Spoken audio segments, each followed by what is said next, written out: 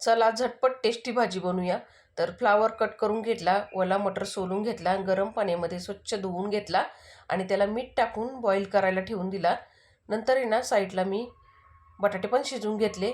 कढईमध्ये तेल गरम करून त्याच्यामध्ये जिरा, मोहरी, उभी चिरून घेतलेली हिरवी मिरची, बारीक चिरून घेतलेला कांदा आणि तमालपत्र टाकलं आणि अद्रक लसूणची पेस्ट टाकून कांदा चांगला गुलाबी रंगावर परतून घेतला।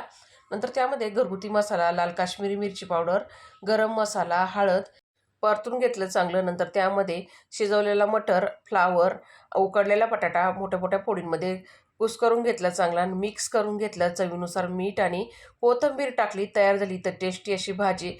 लगेच मी इकडं डाळ पण बनवून घेतली आणि राईस पण बनवून घेतला। आता राहिल्या होत्या चपात्या, त्या पण झटपट तयार करून घेते। तर आपली आजची ही टेस्टी भाजी तुम्हाला कशी वाटली मंडळी, कमेंट करून नक्की सांगा। भेटूया पुढच्या व्हिडिओमध्ये, तोपर्यंत मस्त खा, स्वस्त राहा, धन्यवाद।